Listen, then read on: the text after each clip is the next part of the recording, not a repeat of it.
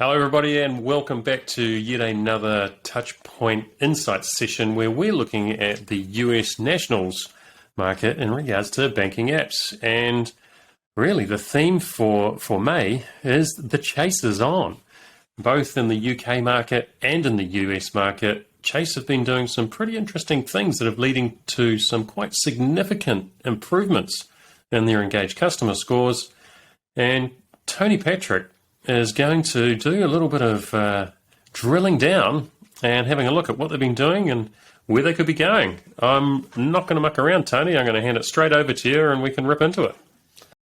Brilliant. Thanks, Glenn. So what we're looking at here is just what we're covering today is the US national banks, so Wells Fargo, Citibank, Bank of America, Chase, and Capital One. And obviously there's some other in the series, obviously US Tier 1 banks and US regional banks. So let's focus today on US national banks. So a normal view we have with this is having a look at what the trends have been. Now, just a reminder for those who may have seen this for the first time, we use what's called an engaged customer score. So that's those customers giving a score and a comment. So that allows us to have a really sharp view of this data. Any changes that are happening are real. We aren't sort of getting lost across time with sort of a bulk of this information that's not useful to us. We focus on those customers who are telling us the things about the app, and that allows us to see these changes, like we can see here for Wells Fargo, how that dip happened, and we saw that very early on. It sort of dipped early on and went down.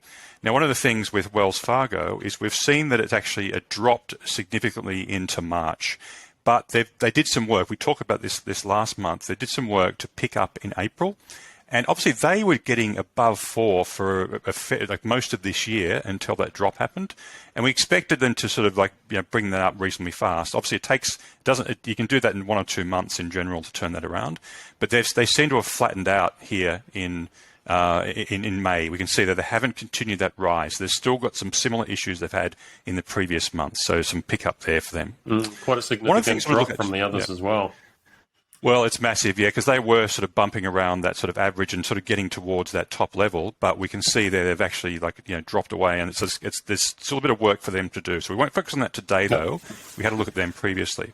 What I'd like to look at, though, is this interesting one, which is Chase. So we can see there, one of the things that they tend to do, we can see here, is they jump up and make some improvements, but those improvements are short-lived. And so it's a bit like whack-a-mole, I suppose. They fix these things and then they sort of drop away and maybe something else turns up as another problem. So we can see here in May there's been a pickup. So I suppose the question is, what's happened there is the first question. So May has improved from about 3.2 up to about 3.7, somewhere around there, about a 0.5 improvement. So it'd be great to understand what's happened there, but also have a think about, well, can that can be maintained and they can sit around that level of 4 longer term. So let me jump into the next view here. This is just looking at Chase, and what this view is, it shows us what's happened with their score across time. So they were sort of averaging around 3. They went up to that level. We saw those spikes. This is the sort of the most recent spike they had, up to 4. And now we're hitting at 3.8, moving up from 3.3. So a nice 0.5 improvement. So what's happened there? So broadly what we can see down the bottom there, we can see that things like reliability. So for example, unreliable app is 9.8. It was 6.1 points higher. We can see that on the right here. So it was about 15 to 16 in April, and that has now improved down to about 10. Now, of course, these are pain points. So the lower the frequency, the better. You want these as low as possible. And we can see things like app not working has actually decreased from about 4.5 down to 3. So a 30% odd improvement. So it's dropped down to a nice level there.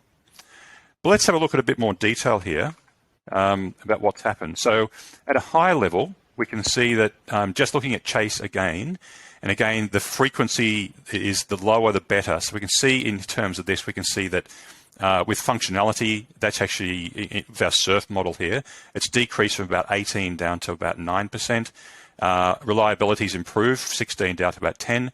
That's what we saw in that first view, and this is the numbers in a chart form. And security is also improved, but they're actually getting reasonably good on authentication and security. And that's down at about 3%. Although obviously that's the place where you need to. If you don't win there, customers can't get in and use your app anyway. So let's have a look at a bit something slightly different that we haven't seen before in this view is looking at features. So which features have they actually made an improvement on? So what we're seeing here are specific features. Now, there's an order to what we're showing here as well. So this is the order of importance. So the things that people talk about most and the things that people comment on most in their app experience. So these are the most common things people use, and therefore they are the most important things for people. If you don't get these things right, you are causing yourself a problem with your score and with customers, of course. So there's three actual standouts here that we think they've actually done a bit of work on this. There's probably some security improvements have been made, but it's not sort of a major shift. It's gone from 2 to 2.2.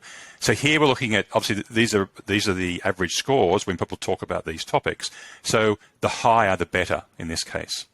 So one thing here that's clear, app check deposit feature has had an improvement. So I'd say they've done a fair bit of work on that to move that from 2.6 up to 3.4. And the similar way we can see with the app payment feature. So its general payments have actually improved as well from 2.6 to 3.2.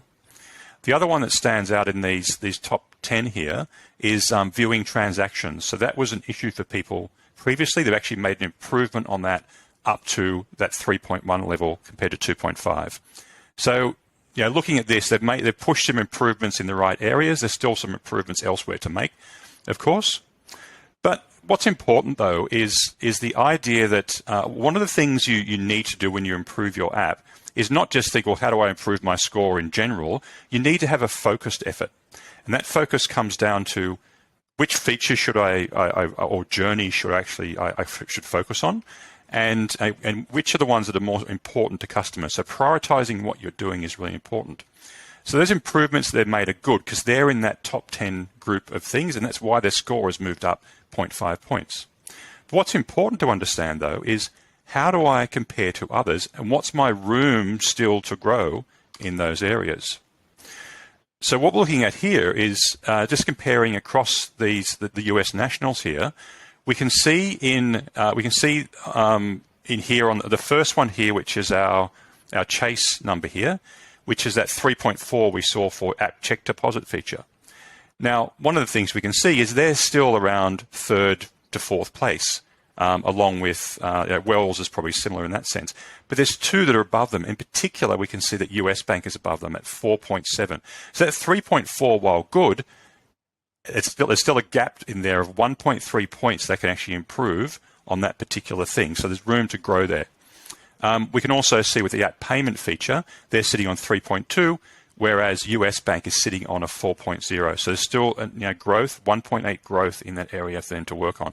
So if they can focus systematically, prioritizing the things that are most important to customers, they can grow that number and maintain it rather than having those dips down. One of the things I'd like to briefly look at is this check deposit feature and just have a look at the comments coming through from those from US Bank. So if I select that, I can see on the right the types of comments coming through. Now, these green numbers here are actually the score given, the rating given for US Bank.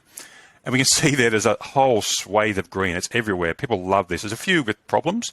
So there's a couple coming through with problems, but mostly people are giving 5s and they love the experience of what's going on. Let's just do a quick comparison then to what we're seeing for Chase. So they've improved, but we can see in here when this comes up that there's clearly room to improve. So we do see a smattering of 5s coming through, but we're seeing a lot of this red. So it's difficult for people to deposit the paycheck. It's difficult to actually take the scan of the check and various things like that. So, hard to deposit checks. So you can see there's room to improve. There's smattering of red through there. So that there's clearly things for them to still work on and keep that movement that they've had over the past month. So thank you, Glenn. That's fantastic, my friend. And it just goes to show, maybe if you dial in and watch these each month, you might be able to figure out what you can actually focus on in your bank without even paying us. But if you do want to know more, you can come in and you can check it out on the website. You can send us an email and we can get you some specific information on you, on your bank, and what you can do to improve your app. So thanks again. Another great session, Tony, and we will see you next month.